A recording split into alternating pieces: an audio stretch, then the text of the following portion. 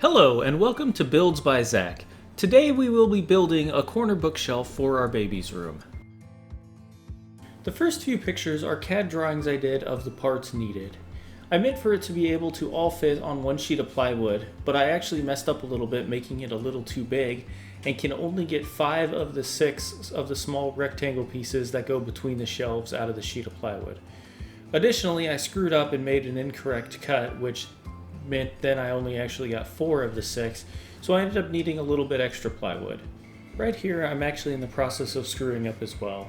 I'm making these pieces vertical where they need to be horizontal on the sheet of plywood so that I can get some of those small rectangle pieces out.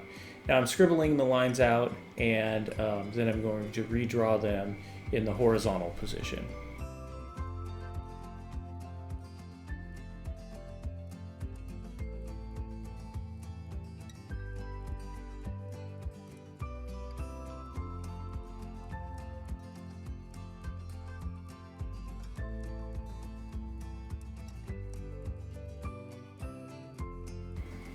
After I get done marking these on here, I scribble in the areas that I want to keep so that you can easily see when you're cutting which side of the line you need to cut on.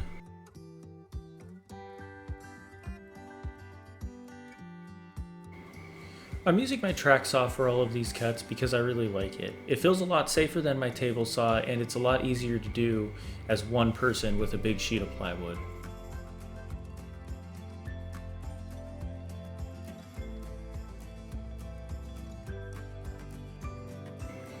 This is the cut that I screw up. I'm cutting directly down the center of the 4 shelves, which means I'm cutting through the rectangle piece that would get cut out of the middle of them.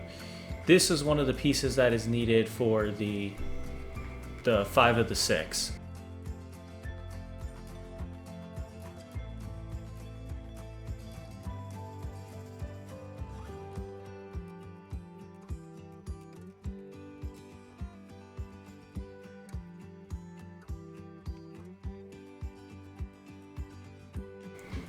Now into the sides of the bookshelf, I want to route about a 1/4 inch out so that I can actually fit the shelves into the sides and make it a more secure fit.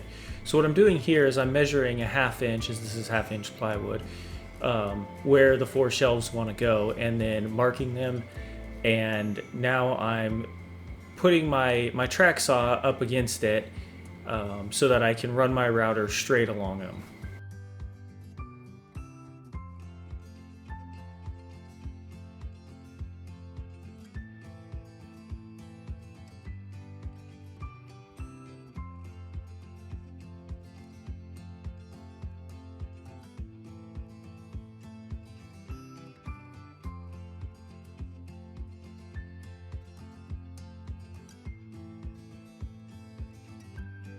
After routing the inlays for the shelves, I'm now cutting the sides to their final dimensions.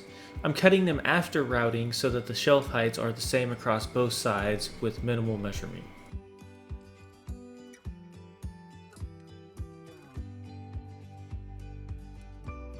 I'm now making the vertical pieces for the shelves. As you can see here, the small burr gets caught up against the fence of the table saw, so I trim it and then finish the cut. I'm now using the miter saw to cut them to length.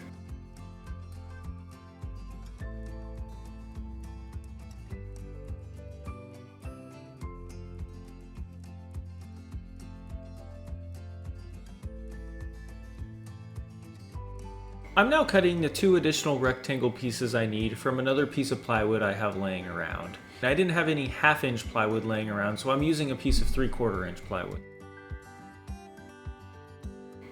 Now onto mitering the edges. First I'm setting the saw to 45 degrees and then I'm just trimming one edge down.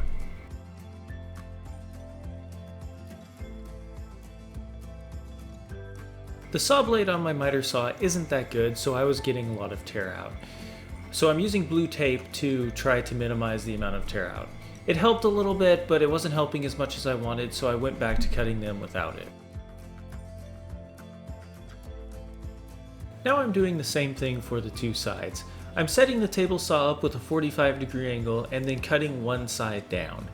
Since they are already at final width, I'm just trimming the angle, not actually making them any shorter. A quick visual comparison here to make sure I'm going to be cutting the correct side of the second side down, and then we run it through the table saw as well. Now on to assembly. Now I have some trouble here, kind of on and off. I'm trying to figure out the best way to get this thing put together, but I think I ended up with a pretty good way here. I'd cut those little 90-degree pieces, clamped it together, and then am starting the glue up. As you see me going about the glue up, I'm using my square to draw where I need to brad nail on the sides facing the walls.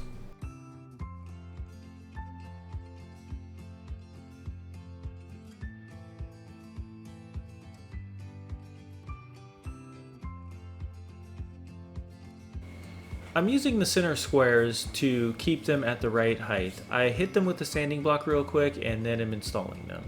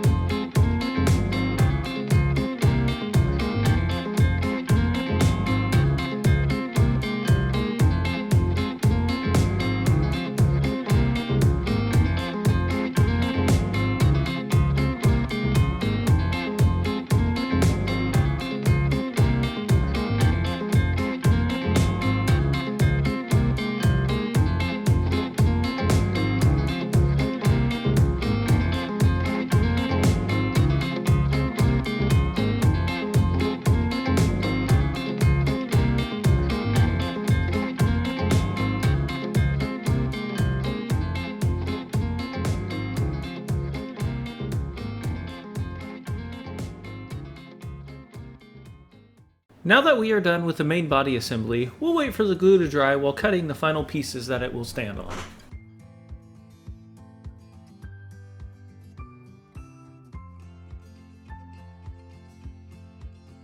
Time for a quick test fit before ripping these to width.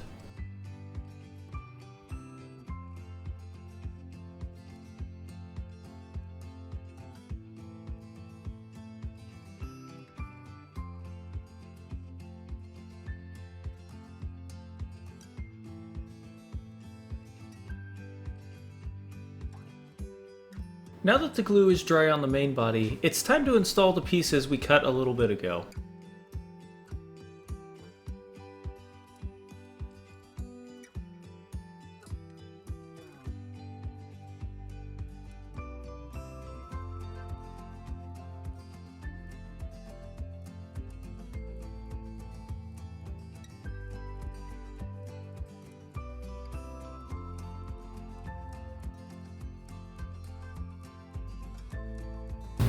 Okay guys, so my iPad ran out of storage space, so I finished clamping these on yesterday, gluing them and clamping them on, and then I started sanding this down a little bit. I just knocked all these edges down, made them flush as some of them weren't quite flush.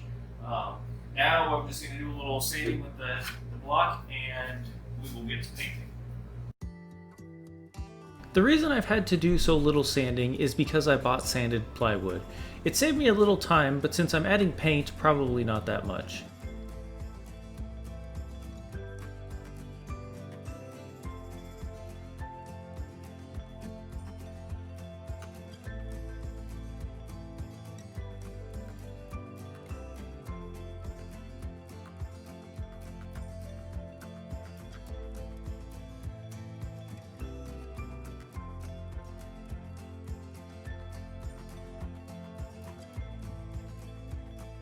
Now it's time to paint.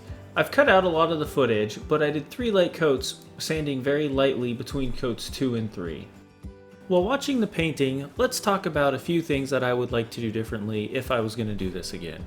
First off, I would use cabinet grade plywood. I don't think it's worth the extra cost for the sanded plywood. It helps a little bit, but is not that helpful. The second thing is, I would keep the clamps on for a little while longer while doing the glue up. When I took them off, I did it a little bit early and the one edge pulled away ever so slightly, and I didn't notice it. The third and final thing is, I would not miter the edges of the V portion. It'll never be seen and would be much easier to square up, brad nail, and it'll look just the same in the final product. Here is the final product. It looks nice and my wife is happy with it, so I'm very pleased with the result. Thanks for watching. Please subscribe and hit the like button.